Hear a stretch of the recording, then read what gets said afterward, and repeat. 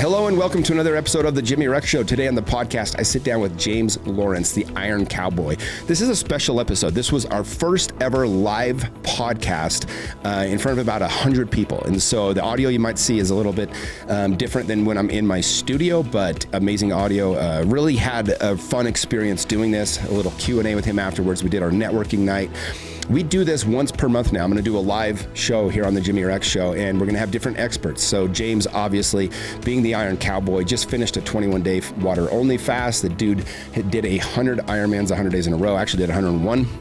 He also just accomplished the 50 Ironmans in 50 states in 50 days. He's probably the most accomplished physical feat person in the world. Like, I don't think anybody's ever done something harder than what James has done multiple times now. And so this is a special podcast. Again, this was done with a live audience. If you're interested in coming to any of these live shows, please hit me up on my Instagram, Mr. Jimmy Rex, and you will see on there, you can see kind of who the next one is going to be and when that will be. Those are available to the public, but we do run out of space. So without further ado, let's get to the show with James, the Iron Cowboy Lawrence. Today's podcast is brought to you by Bucked Up Protein. Talking about endurance athletes or doing crazy physical things, you're going to want to make sure that you take care of yourself. And this is one of the ways you do it. One can of this Bucked Up drink has 100 calories and 25 grams of protein. Literally has no sugar, no carbs. It's just an incredible product that they've come up with to help people get into the best shape and to be able to perform at their highest levels. So if you're in the area and you anywhere that Bucked Up Protein and Bucked Up products are sold, pick it up at Harmon's, you can pick it up at their supplement shops. Anyways, Bucked Up Protein, go check it out.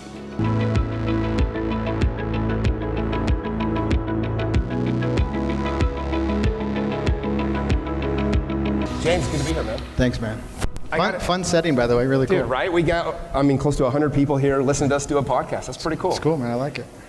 You've done so many things now that I just look at you and I'm like, man, I've turned 43, and your body changes in your 40s. That you hear about it, yeah. But it's real, you guys. Unfortunately, for you younger people in the audience, all of a sudden you ache and you're not able to. I try to warn people, it's coming, dude. And so I want to get in. I just want to get into I want to talk about some recovery stuff. You again. I think everybody knows your basic story at this point. You've had your documentary. You've had a couple books come out. You've been on 1 million podcasts. But I want to talk about some of the details of some of the things that you're doing that maybe people, because I know selfishly, I'm going to ask you the questions that I want the answers to. Yeah, for sure. But what are you doing to take care of yourself? How old are you now? So I'm 49, 50 next year. Holy smokes, dude. Let's give it up for that, by the way. All right, man. So what are you doing to take care of yourself? Well, it's interesting because, we did the 50, massive stress on my body.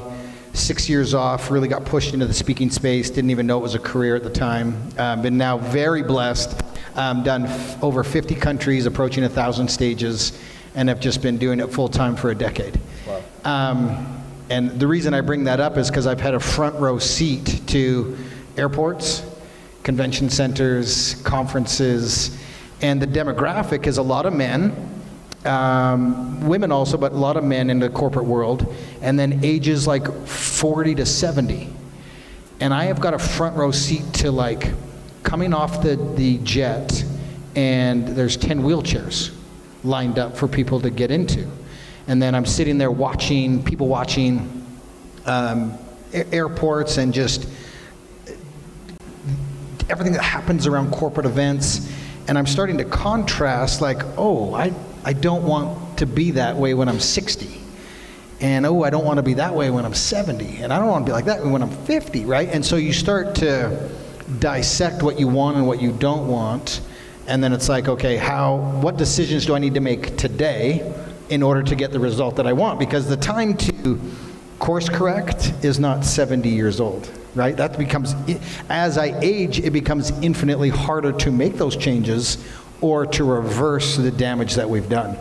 And so for me, we've just, if you watch my hour keynote, it looks like my life is insanely out of balance.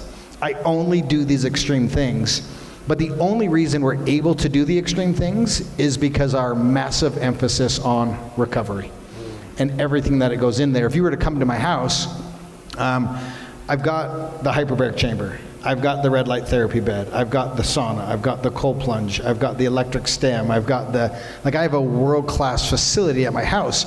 And a lot of people are thinking, well, I don't have that, I can't. Yeah, you do. There's now facilities that popped up everywhere. There's one 2 minutes from my house that you can go to, and you can have access to the cold plunge. You have some at your office. I mean, there's ways to access this kind of stuff. And so for me, it was just like, what kind of life especially as I'm approaching 50, I'm like, what do I want my life to be 20 years from now? And we just recently found out, so my oldest daughter, 2 of my daughters got married last year. We've got 5 kids. I've been married 25 years. And thank you, yeah. I'm always disappointed when they clap for that. That shouldn't be a celebratory thing, but it is nowadays. It makes me sad. But thank you for applauding that, but it should not be the norm. Or it should be the norm. Anyways, my 2 daughters got married last year, so in 3 weeks we're going to welcome in our first grandbaby. We can celebrate that for sure. And then we just found out in December, my second daughter, who's married, is going to have twins. Congrats. So this was a real pivotal year for me, to where I'm like, okay, I'm turning 50 next year.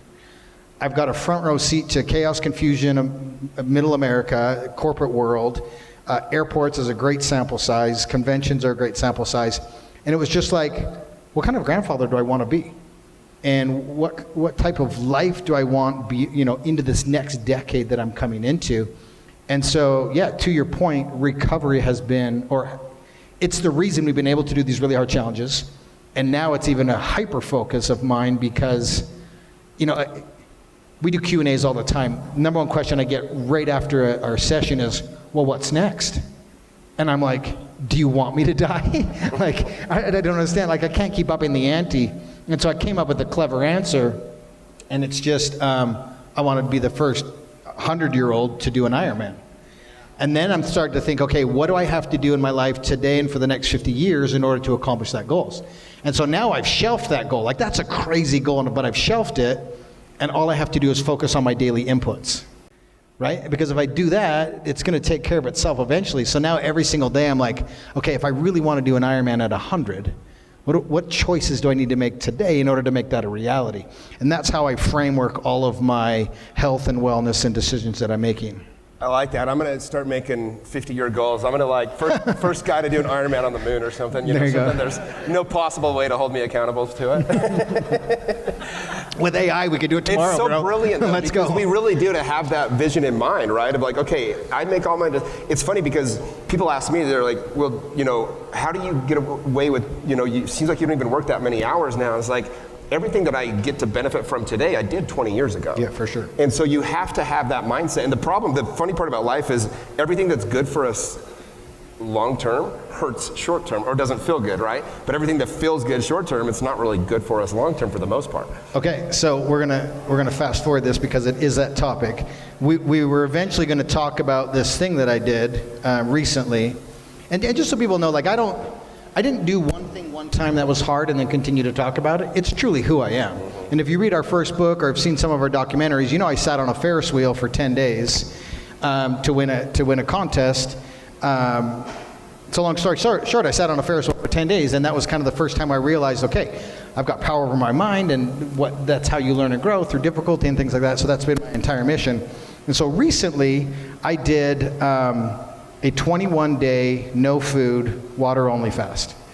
And it wasn't like bone broth and it was like 0 calories, 0 food, 3 weeks. I burned over 50,000 calories, lost 22 pounds in the process. It was a wild experience. But we'll talk about that in a minute. But I wanted to share this too, because you were talking about making hard choices and making easy choices. So I want you to imagine you're 2 weeks into eating no food, and you're trying to function. And when you're doing this, you become very emotional. You've done a version of fasting, so it's very spiritual, it's very emotional, but it's also very physical. It's all of it. By the way, James texted me a couple weeks ago. He's like, hey, have you ever done a long fast? And I'm like, all proud of myself, I'm like, oh yeah, I did a 4-day fast. It was amazing. He's like, oh cool, I'm on day 9 of mine. I'm like, did you just text me to brag? Like, what is going on? I didn't. I was trying to. You have a question about it? No, I did. I was in that space where I was like, okay, who do I know that's done something similar to this that I can at least maybe have a conversation with? And I was like, 4 days, that's not going to help me. I was proud of you. And then I got to follow your journey a little bit. You know? Yeah, but on day 14, I wrote this, and it's about this very topic you were saying about choosing hard and choosing easy. So bear with me as I read it, but I had to give that a little bit of backstory and context. So it says, most people spend their lives chasing comfort. They avoid the hard conversations, skip the hard workouts, and numb the hard emotions. And I think that's what WOD is all about, is overcoming a lot of those things. They think they're winning until life hits back harder, illness, regret, disconnection, weakness, and now they have to do something hard, but without the strength to survive it. This 21-day fast taught me something brutal. At some point, when you choose hard enough, long enough, there's no going back. Around day 14, I hit a wall. I was tired, I was tempted, and every cell in my body whispered, just eat. But here's the paradox. If I had given in and chosen easy, it would have hurt me. I would have shocked my body, destroyed my progress, wrecked my digestion, and possibly hospitalized myself. The easy choice was no longer safe. The lazy version of me, the one who used to quit when it got uncomfortable, was dead. And in that moment, I realized something I'll never forget. When you walk the hard path long enough, it becomes your only true path. Not because you're stuck, but because the men who would have chosen comfort no longer exists. You've buried him. This is the fire where a new version of you is forged. Stronger, sharper, reborn. And that's the whole point. Don't wait until life forces your hand. Choose your hard now, because one day you'll have no choice. But when that day comes, you better be ready. So my point in writing that was, if you only choose the path of least resistance, if you only choose comfort, if you only choose DoorDash, if you only, eventually your only option will be hard. Because you've simply exhausted every avenue you've had to grow as a person. But if you choose hard, you forge who you can and will become. You will infinitely have the option to choose difficulty or ease. And so that was like right in my face on day 14, because once you go into the third week, you're in the process now of completely resetting your immune system, your gut biome, your mitochondria, like everything is being reset. I would have said, like, at any point in time, I could have sat down and had a burger and fries.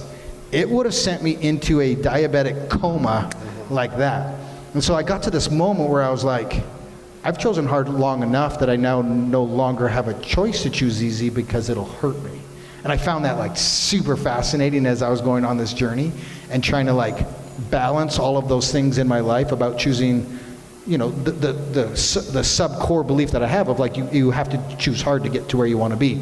And it was in my face with 1 week to go. So I think that we live in a society today where the easy choice is so easily available. It's so easy. And that's the problem, right? Is that you don't have to make too many hard decisions every single day. You don't have to do very many hard things.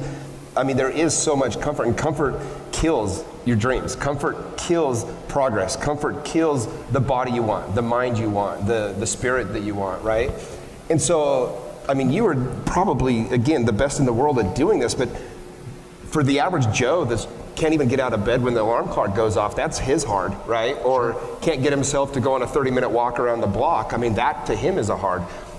Where do you even get started at just working on this muscle? Because I do believe it's something you have to train yourself to do. 100%. It is definitely a skill set. And I think that should be the most comforting thing to people and individuals is knowing, oh, it's not a genetic gift that some people have and some people don't. This is something truly that every person can develop. It's like every person can be kind. Every person can have empathy. Every person can be insanely disciplined, but it starts with the smallest of things. And like anything, you have to create momentum. And you have to start checking off wins, because our brains are so malleable and powerful that they believe our experiences that we've had. Like there's 8 billion people in the world. There's 8 billion different perspectives. Every person in this live audience right now is experiencing the same thing. But every single one of them is experiencing it in their own different way based on their life experience to this moment. And so the way to really start to go down this path is take your fear, right? Fear is something that's paralyzing to people. And people are like, I don't know how to overcome that. And there's two ways, really. Like, if you have fear of heights, you go on an airplane and you jump out, or you get on this ledge here and you step off, right? Those are the two ways to approach it. And either way, either one of those two options, you have to create momentum and you have to start to create wins. Success breeds success and confidence breeds confidence, right? And so for most people, they can't get on an airplane and take that leap. It's too much, it's overwhelming. And so you have to take your fear and then continually break it down to the one moment that is manageable. And then do that. And then all of a sudden I got to win, right? And then you start to gain momentum. And like I said, you can start stacking those wins, because eventually in life, you've got to look to your left, your body of work. And then you go, okay, what, in this moment here, what can I pull from in order to benefit me, to get me through this moment? What experiences have I had? And so we're watching this society, today's generation, sit home. They're waiting for purpose and passion to knock on their door. And literally, the number one question I get is, how do I become more mentally tough? This is what you just asked me, right?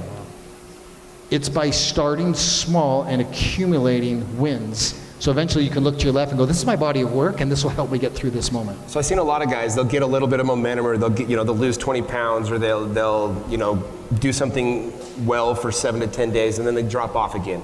And it almost reaffirms, I can't do this. Sure. So for the guy that just keeps getting stuck and keeps falling short, like that's the one where, as a coach, I get not frustrated, I get frustrated with myself that I don't know how better, because it has to be an identity shift. It's what I've learned about myself. Sure. Like the moment I realized that I belonged a certain level, whatever I was trying to do, whether it was physically, emotionally, financially, you reach that level. But it's when you truly believe. I believe that every person has the exact amount of money they subconsciously believe they deserve. And I think that everybody has the exact body they subconsciously believe they deserve.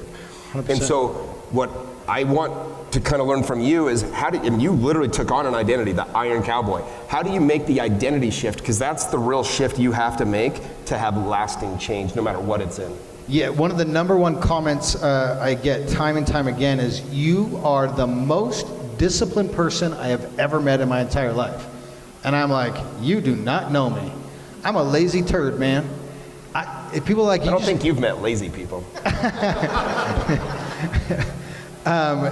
People just assume like, oh, I love to pop up at 4:30 in the a.m. and get my workout in every single day. No, dude, I hate it, man. Actually, I think running's stupid. Like, I hate running. I will, by show of hands, I don't know if this will show up on camera, but show of hands, how many of you would say you are disciplined? Okay, there's like less than 5% of the people. We're all like, sometimes, what are we talking about? We're talking about. So I can prove to everybody right now that everybody in this room is extremely disciplined. Extremely disciplined. Well, they're here. Yeah, I'm just going to guess that at least 95% of this room has a job. And then I'm going to get, is that right, about 95% of you? Maybe 100% of you have jobs? Now, how many of you show up to your job every single day and do the work? Yeah, everybody. And how many of you show up on time and do the task assigned to you on time? Okay, well, that's called discipline. And you nail it. Now, what's different in your health journey, in your fitness journey, in your nutrition journey? Because if I ask anybody if they have discipline when it comes to their job, oh yeah, I'm extremely disciplined. Are you disciplined with your health and your nutrition? With your mental toughness? Oh no, I really struggle with that. Okay, so if the first part of that conversation is true, you're disciplined. But why are you disciplined? Well, there's a system in place and there's rewards. Mm-hmm. And there's consequences. And there's consequences for those happening. And so you've heard this a lot on social media, is like the hardest thing we can do is keep commitments to ourselves, but it's arguably the most important thing we can do. Well, it's where all confidence is built, yeah. Is in keeping those commitments to yourself. Keeping the commitments to yourself, but we let ourselves down over and over again, and that becomes our new identity. And that's, so as soon as we fail once, then we're like, yeah, see, I told you, I just proved myself right. And you have to continue. One, you have to have a short-term memory. Short-term memory is super key to success in life. Like, incredibly short-term memory. But then you have to gamify and system everything in your life. And I hear people all the time like, I don't want to count my macros. And I'm like, okay, but you're an entrepreneur and you run a business and you know exactly how much money's coming in and out. You know your checks and balances. And if our health is the number one important thing, why the hell are we winging that? Why do we not have the system for our brain health and our gut health, our two most important things? But everybody's got, Jimmy, if I was to ask you, hey, what's your retirement plan? You're going to be able to tell me the day that you know you can retire because you've reverse engineered and you have a plan that you're working towards. Yet if I would say, what's your health plan? Like, well, I go to the gym 3 times a week, maybe 20 minutes, it's a lot of fun, meet some chicks. You know, we go through this thing, we don't take it seriously. And I find, especially with nutrition, people are like, I don't want to count my calories, I don't want to think about food all day. And I'm like, you already do. It's just in a negative way, and it's controlling you, and so you might as well think about it all day anyways and make it a win. Well, it's funny that you say to gamify it because, you know, I've hesitated to do that with my nutrition, and I think that might be a little bit of a missing piece for me because for me it's the mirror and it's like the scale, and those are the things that, you know, I obsess with to figure out where I'm at. But I think about my real estate career. When I was my best, so I went 5 years where I basically prospected every single day, and every realtor hates prospecting. There's 25 in the room right now. I bet 3 prospected today. That's just the way it goes. And I was relentless at doing it. But you know what my favorite part of prospecting was? My number one favorite thing. I had a calendar on my wall for the month, and every day I gave myself stars, stickers. And I gave myself a blue star for every hour I prospected, a yellow star for every appointment I went on, and a red one for every deal I closed. And I would look at that thing and I would just light up my stupid ass star calendar. It was my favorite thing. So why wouldn't you have a blue star for protein, a red star for fats, and this 1800, and you know you've got 4 stars in every single day. If you know that lights you up and it led to insane success for you, why on earth do we not have that same approach with our health and our wellness? Because you've got 99 problems, so your health is 1. Yeah, I always say, yeah, it's like once you have a health problem, you only have 1 problem. You only have 1 problem, and so, but everybody's got a retirement game plan, an entrepreneurship game plan, whatever game plan.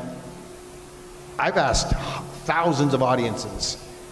Nobody has a mindset or a health. Most people don't have a mindset or a health plan. Some have a health plan. Very few have a mindset plan. What is it? Okay, for the average Joe, what is I mean, because I have my health plan, quote unquote, but I need to dial it in for sure. I have my nutritionist. I work out with a trainer twice a week. You know, I count my calories on MyFitnessPro or whatever else, and I keep track of the macros. That's about the extent of my fitness plan. If I was dialed in, I'd have somebody, you know, cooking me meat every single week so that I ate food that I actually enjoy eating. I would track every single thing. I would get rid of the snacks in my house, all those kinds of things, right? Like, how detailed a plan, what are you talking exactly? Or is it more about, this is where I want to be in X amount of days, so I need to cut this many calories and eat this much? Is it that what you're kind of referring to? Oh, yeah. You have to know your dollars and cents in order to be a successful entrepreneur. In order to do great in real estate, you got to be really consistent. You know exactly how many you're selling. And in there's going to be a few duds where you lost some money and whatnot, and those are the days where the scale bumps up a little bit. But you have to realize, like, you got to look at things on a much more macro scale. And here any of you that are on a like fitness weight loss journey right now and you're like live and die by the scale, I ate 0 food. Literally 0, no calories. And twice during those 3 weeks, I gained 2.5 pounds from day to day. And most people I know, they're on a program, they're following the program, they're tracking their macros, they're making these big sacrifices, and they see that failure, and they abandon course. And to your point is, in order to be successful, you need to track really specific things, but then you just need to focus on the inputs and allow the greatest gift that anybody can do is to let go of the outcome. It'll be the most liberating thing anybody in this room does if you can let go of the outcome and just focus on what you're doing. Going back to my real estate career, I always said it, life is like a funnel. And the problem that people get in trouble is they focus on the bottom. That's what comes out of the funnel. And you only control what goes in the funnel. Yeah. And so my win for the day, the thing that I celebrated, was what I put in. It was if I put my thing in every single day, I celebrated. I didn't care when I closed at home. That was automatic. I knew if I won what went in the funnel, it was automatic. I won down here. Money just kept flowing in. And it's the same with your fitness and nutrition. As long as you know exactly what, and it's proven, it's science. And I'll use this as an analogy. How many people in the room have ever seen a fat thoroughbred racehorse? Yeah, no hands. They don't exist. What's controlled? What they eat. What they eat and how much they move. Yeah. Zero people in zero people could ever convince me that like I'm just big boned.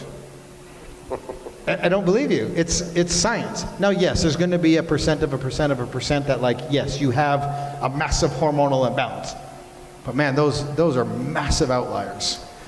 All right, so there's the third part of the fitness journey, of the mindset and all this. I think there's the mental side. There's, what we just talked about as far as like the discipline and all that. And then there's the actual what I'm putting in my body side. But I think that people having the physique they want, having the health they want, I think the biggest thing that people miss is the emotional side. Because there's a reason you're overeating. There's a reason you're not sleeping. There's a reason you're looking at porn. Whatever these things are, there's a reason you drink to numb things, right? And so what have you learned being in the role that you are to emotionally help you get into the best shape, the best health that you can? Yeah, great question. I'll start with this. People know what they want, but they don't know what they're willing to sacrifice. And so there's a huge disconnect there, right? And you're right, every physical pain that we have, every addiction that we have, my belief system says that there's an emotional component tied to that. And in fact, it's my secret sauce that I don't talk about very much. So when I was really young, my mom took me to these two ladies, and I even remember their names to this day. They're Iris and Patrice. And I don't know which one was which, but it doesn't matter. Anyways, my mom would take me into this room, and they had like this whole wall of these different oils and all these things. And they would point two, looked like bent coat hangers at me. And then they would either move to the left or to the right, or they would open up. And depending on how they went, was dictating what my body's energy was and what I needed. It was wild. And I found out later that either Iris or Patrice could see auras, which is the energy force around our body, because we're all energetic beings. And there's cameras that can capture that, but she could see them. And I was always terrified to go into her, because I'm like, she's going to know if I'm lying to her, right? So it was always, because your energy like emits like truth. But anyways, she would do this stuff with us, and then she would create all these different oils and then give me a specific one to me, and twice a day I'd drop it on my tongues, and it was supposed to balance my energy. Anyways, I grew up doing what's called belief repatterning, which is replacing old beliefs, generational beliefs that were maybe passed down to us, or experiences that we've had that we've latched onto that is now our perspective and perception. And then you can replace those with what you want in life, or the new emotion that you would rather feel. And so when I first started dating my wife, Sunny, she had really, really bad eczema on her hands. Like to the point where it was like little white pimples that were super itchy. And she had tried every steroid cream and all these things. And it was so bad, like we couldn't hold hands and all these things. And so I took her home to Canada to visit my parents, because I was getting ready to propose and all these things. And I just was like, I should probably have her meet my parents. And my mom looks at her hands and she goes, "Oh my gosh, I can help you." And my wife was like, "What are you talking about?" Did you call Iris? Yeah, no. It was Patrice. No. And she said, and my mom said to my to-be wife, she said, "Oh, that's emotional."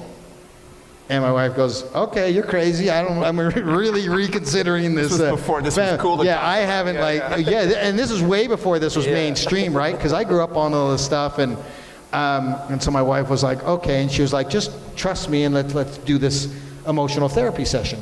So my wife goes down the rabbit hole there, and within a bunch of sessions of replacing the old belief systems with new belief systems, her hands cleared up.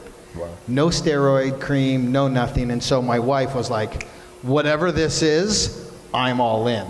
And then so my mom started to coach my wife on how to do this emotional type of healing and therapy.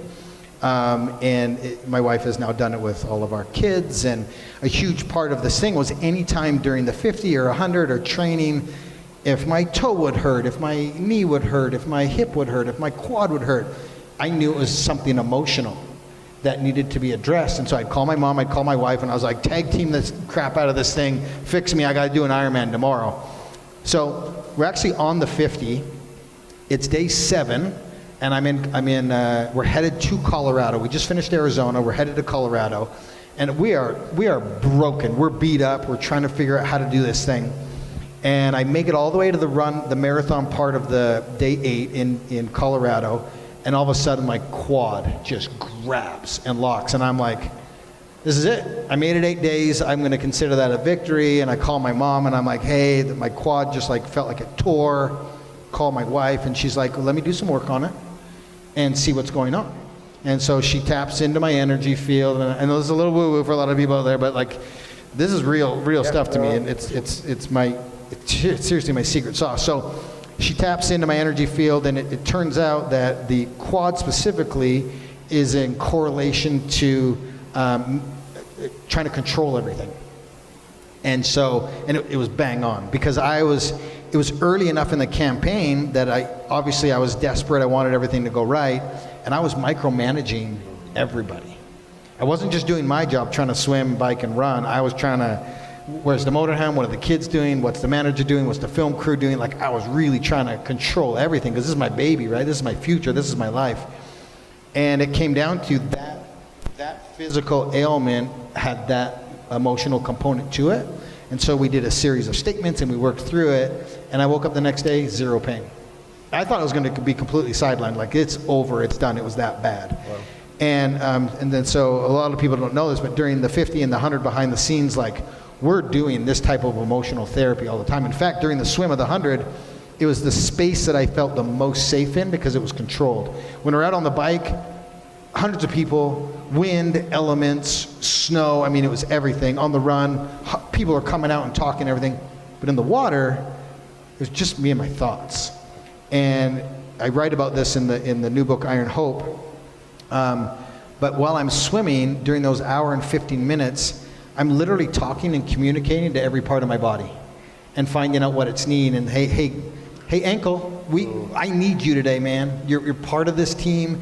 And I would literally walk through every body part and say, hey, what do you need today? What do you need to perform and help me? We are a team, and I can't do this without you. Well, I think one of the mistakes that we make in today's society is we try to outsource everything to other people, right? I mean, how often, if you do have something that's wrong with you, do we talk to ourselves? And one of the questions I wanted to ask you was how important is when you have that time when you're just out in the country and it's silence and you have time to yourself to think and talk to yourself, how pivotal has that silence? It's something that's really helped me the last 1.5 years, 2 years, is just going in silence. Because I grew up in a pretty chaotic household, and my nervous system just couldn't stand. I remember my hell as a child. I'd like walk into one of my neighbors' houses to collect the fast offerings, and it would be dead silent, and they'd all like still be in their church clothes, and I'm like, kill me. If I was in this family, I would like want to die. My nervous system was so afraid of that silence, right? And that I had to do that to survive. And as I got older, and I've really worked on being able to just sit with myself and sit in silence and go into nature and go on hikes without a phone, all those kinds of things, all of a sudden it starts to rewire your nervous system. You start to really be able to release a lot of things that you normally just distract by the noise or the chaos that's around us. Well, I think it's the biggest crutch and distraction and destruction of society today is not having the ability to sit in your own thoughts. Mm-hmm. We live in two spaces. We live in catastrophizing space, which is in the future, in a space of fear, worrying about things we can't control, all these things. And then the other place we live in is in the past, in a place of regret. And so society's living in these two places, and neither of them are serving them. And it's about sitting in silence. In fact, all the way back to the 10 days I sat on a Ferris wheel, I didn't realize it back then, but I'm like 3 days into this contest. I'm sitting there just chilling in my own mind. Like, I grew up a wrestler. I'm like, this is the easiest thing I've ever done. Like, this is in the bank. And I'm watching people quit and get off the ride. And I really didn't recognize it at the time. But now looking back on it, I'm like, they're just not comfortable sitting in their own thoughts. Because the objective of this contest was pure boredom. Phones hadn't come out yet. You couldn't sleep during the day. No books. Like, you had like just stoicism, just sitting there in your thoughts. And I'm watching people quit and get off, and I'm like, what are they doing? This is the easiest thing I've ever done. And then I got married, and my wife has 6 sisters, and it was just like a shit show in there. And I'm like, this is chaos. I can't handle this amount of like volume and intensity, and I just needed to be in my own space. And so my most favorite time is a bike ride by myself up in the mountains. And what I do on these bike rides, let's just say it's a 4-hour ride. So for the first hour, I'll turn on either a podcast or a book or something creative to really turn on my brain, get it into that thinking mode. And then for the middle 2 hours, I go silent. It's just me, just my thoughts, an opportunity for me to dream. I really believe that society's forgotten how to dream. We're living vicariously through other people's lives and social media.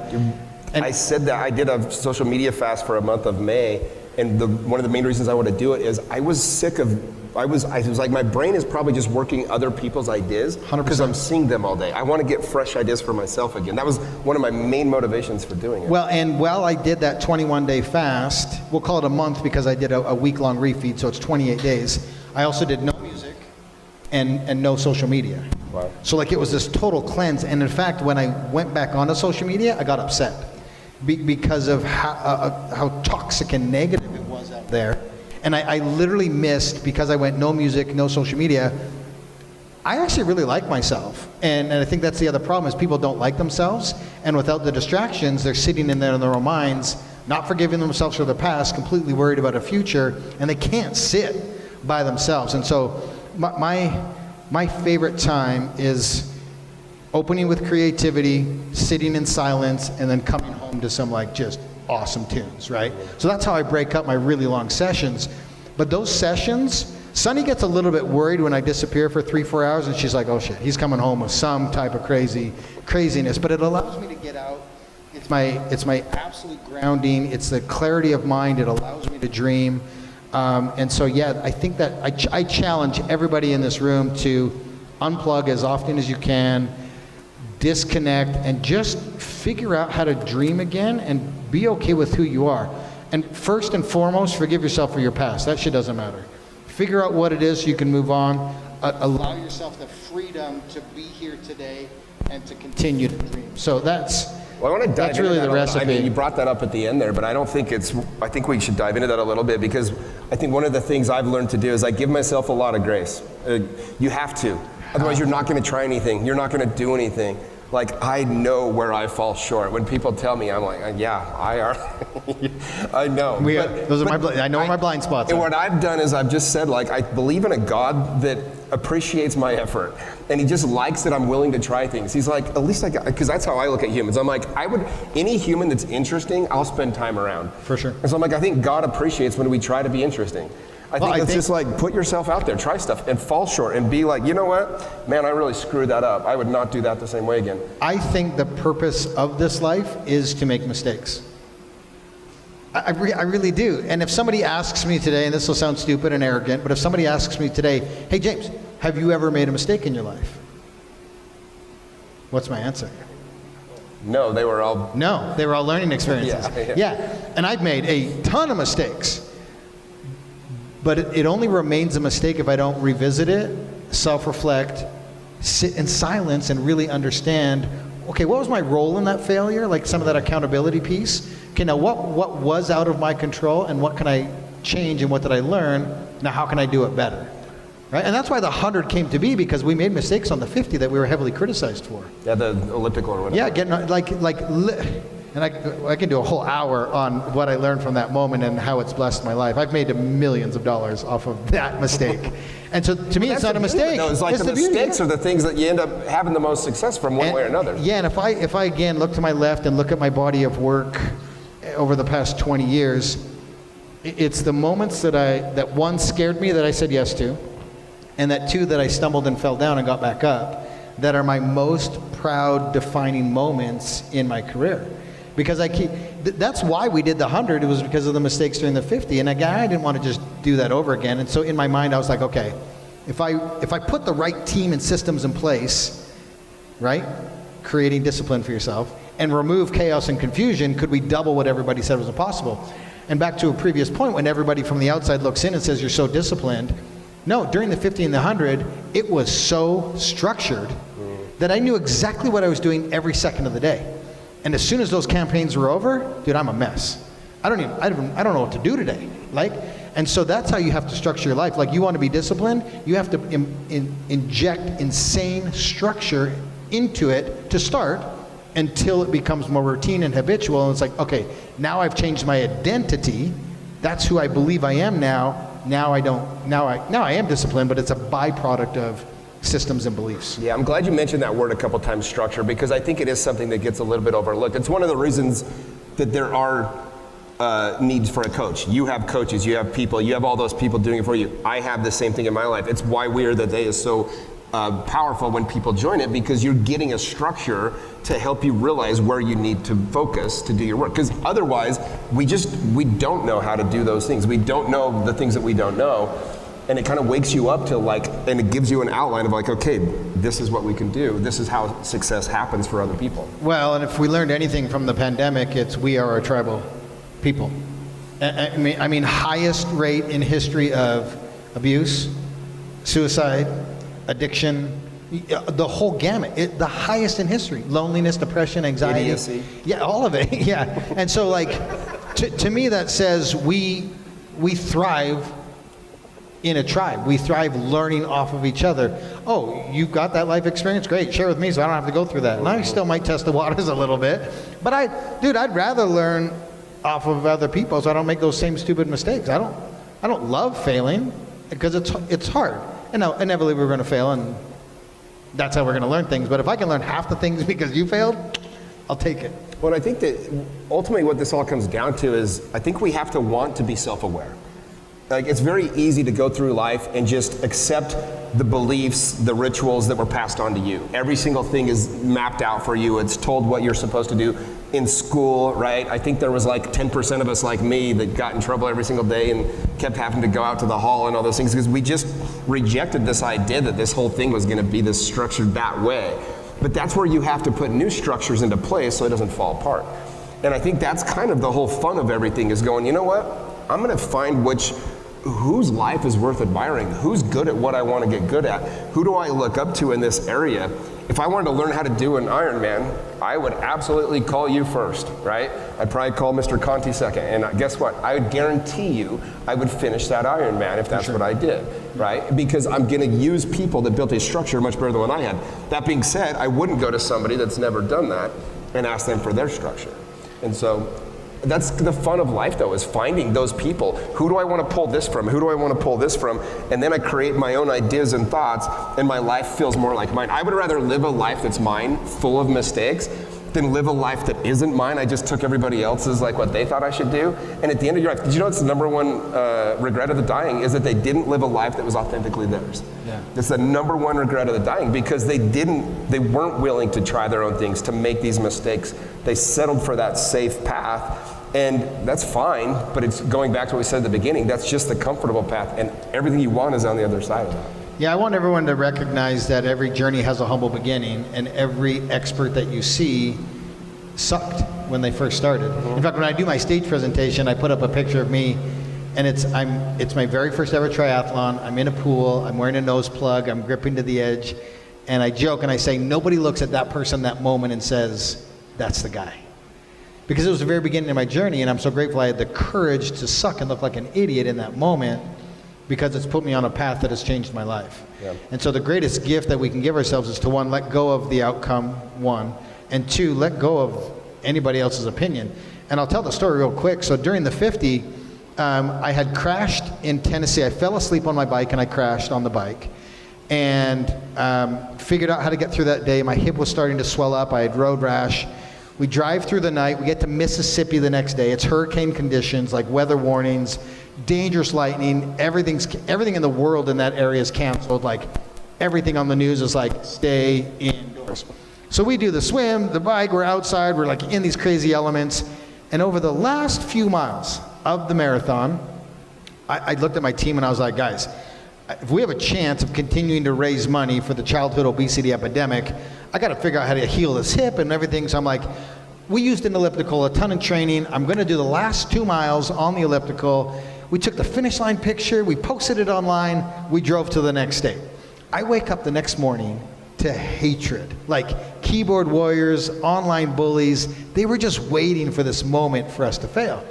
And they were like, quit, go home, we got you, you cheated. And I was like, oh man, you're right, I did. No, but not in, like, when you're in that moment and you're so exhausted, it seemed like the right thing to do at the time. And we made a decision as a team. I got an unbelievable team around me. They were like, no, we're doing something that nobody else in the world has done. We've learned from this. Let's keep going. Don't get on elliptical again. So we finished the whole thing. It changed my life, changed a lot of people around the world. And then I did the math. And I totaled it all up. And we covered 7,030 miles that summer. No days off, no excuses. We weren't perfect, but we were just on this journey. And then I took the miles from that evening in Mississippi and did a little math. That moment in Mississippi represented 0.24% of the journey. Now, we're in the middle of the NBA Finals. If you've got one guy on your team, we'll just say the 3-point shot, 99.76% of the time that cat's going to make a three. He's a billion-dollar athlete. He's the highest paid athlete in the world. Yet in life, we look at the 0.24% and we feel less than. And so my challenge to everybody listening is don't let someone else's opinion of 0.24% of your journey impact how you proceed. If you're the one showing up in the arena, doing the work, mud on your face, that whole great quote, they don't get to have an opinion. Yet I see so many people giving their power away and abandoning their dreams because that person had a belief or a perspective that they have no experience or knowledge on having about my journey. Yeah. And so that's been the most powerful teaching point that I've been able to get through from stage. Well, I think it goes back to that mindset of just being willing. I started teaching my goal setting seminar a little bit different this year. I said it's not so much about reaching the goal, because anybody that's reached a goal knows it's not that satisfying. It's about giving you direction of where to go every day. It's about giving you direction which way to go, and it's whatever percentage you get towards that goal is going to be better than if you didn't have the goal. And if you can look at it that way and really push yourself to go, I'm going to set the goal, and my goal is to get it done, but I'm not going to beat myself up if I get 99.7% or 90% or 82%, if that's better than the 14% you would have got without the goal. Yeah, and I think people also need to give themselves grace and recognize that the goal could change along the way, because when you started that goal, you were at a certain knowledge point. Yeah. And you didn't know individuals that you've now met along the way as you're approaching that goal. In fact, I was completely demoralized and deflated when, I actually think it was Ed Milet. He was like, the purpose of life is to chase down the ultimate version of who you are. And I sat there and I thought about it, and I was like, I'm never going to catch him. And then I was pissed off. And then I was like, it's not about catching him. It's about the pursuit of catching him. And I now am so fired up because I want to get to the very end, having not caught him, and going up to him and going, thank you for pushing me and allowing me to have a target to keep moving. Because the ultimate version of me inevitably will always be changing. Because I'm changing. And so logic just says that if I change, the ultimate version of me has to evolve as well. And so now I get so excited, and I cannot wait for that meeting and that reunion, and I am just going to be so grateful that he pushed me to show up in my life. And to your point, like, this life is about having those experiences with brothers, with sisters. That's how we learn and grow. It's through experiences. And again, this generation's waiting at home for purpose and passion to knock on their door. It ain't coming. You have to go out. Again, the message, the thing that you teach me is just get yourself uncomfortable. One of the things I challenge my group to do is they have to go do something that makes them very uncomfortable. We just covered this part of the course with some of the guys in the group, and Mauricio, who's here tonight, he said, I'm going to go do stand-up comedy. And he went up and did 5 minutes 2 weeks ago at the open mic. And, he might have got a few laughs. I'm sure Hugh laughed because he laughs at everything. But at the end of the day, he did something to make himself uncomfortable. And he grew so much from that experience. And what you do is, again, you just challenge people to look at themselves and go, there's a better version of me in there, but it's going to be uncomfortable to go there. So appreciate you doing this, man. I know you have a new book that just came out. What's it called? Let's plug it. Iron Hope. Iron Hope. You got 20 copies here tonight? 20 copies here tonight. And so he's going to sign those if anybody wants to buy when they're $20. James, thank you so much. We'll open it up for a Q&A here for you guys, but let's give it up for James, huh? Thanks, Jimmy. Thank you again for listening to the Jimmy Rex Show. And if you liked what you heard, please like and subscribe. It really helps me to get better guests, to be able to get the type of people on this podcast. It's going to make it the most interesting. Also, want to tell everybody about my podcast studio, The Rookery Studios, now available in Salt Lake City and Orem, Utah. If you live in Utah and want to produce your own podcast, we take all of the guesswork out of it for you. We make it so simple. All you do is you come in, you sit down, you talk, and leave. We record it, edit it, even post it for you. If interested in doing your own podcast, visit our Instagram and send us a DM, Rookery Studios, or go to our website, therookerystudios.com.